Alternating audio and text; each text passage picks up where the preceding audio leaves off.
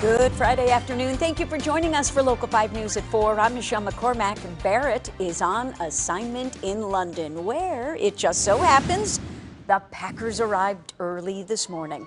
This is the first regular season of the game outside of the country, and already Packers fans are trying to create a home field advantage against the Giants on Sunday. With the Packers playing at 8:30 in the morning on Sunday, some fans and restaurant owners are getting out of bed earlier than usual to support their favorite team. Local 5's Bryce Oselin has more on what'll be different about game day food this weekend. As the Green Bay Packers prepare to play their first game in London, fans are planning to watch the game in an unusual way. House Divided normally opens at 10 a.m. on Sunday mornings. But with the Packers playing in London, the bar will open earlier and serve food that you don't normally see at a tailgate. This Sunday, everyone's welcome. It doesn't matter if you're a Giants fan or a Packer fan. We cater to every team. We are opening up at 7:30 in the morning, which is way earlier than 10 o'clock. And we are going to be serving pancakes, sausage, bacon, biscuits and gravy, and bottomless mimosas. In Green Bay, Bryce Oselin, Local 5 News. Wow, Bryce, you got me wanting to hear more.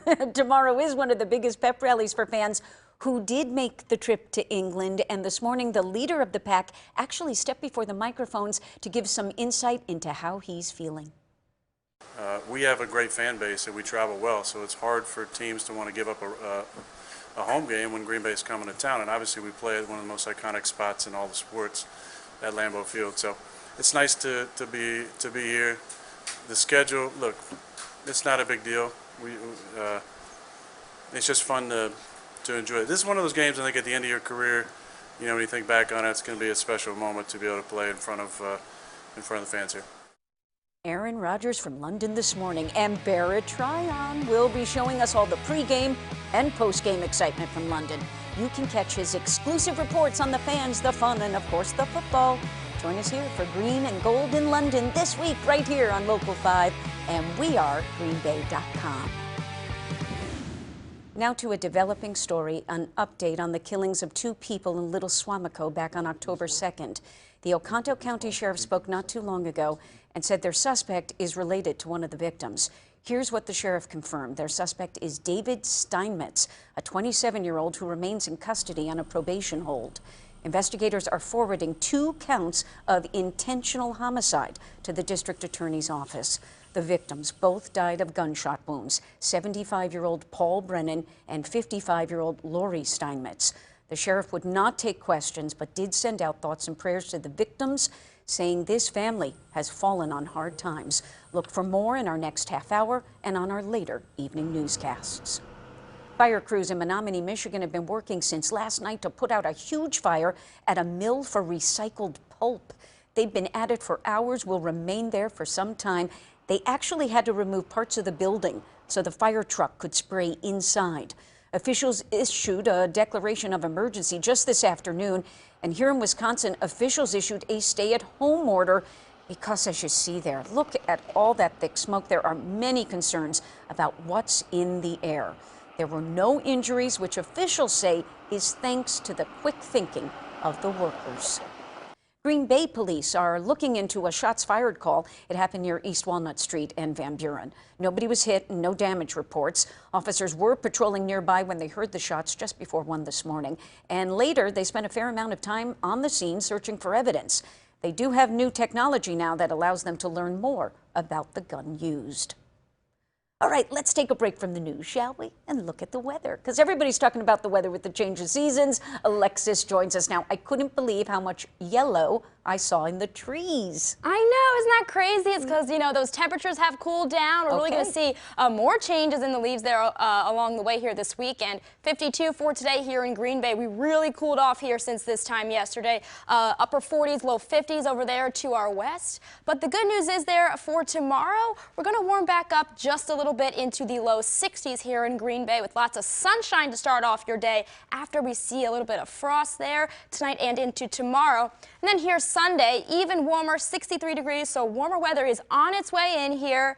But as we start off your day here for the Packers game there in London, if you're here in Green Bay, kickoff will be at 8:30 a.m. Temperature will only be 45 degrees, whereas overseas there in London, kickoff at 2:30 p.m. It'll be 63 degrees, so they're about 20 degrees 20 degrees warmer than what we will be here in Wisconsin. But the good news is, again, we're going to be seeing that warm up there.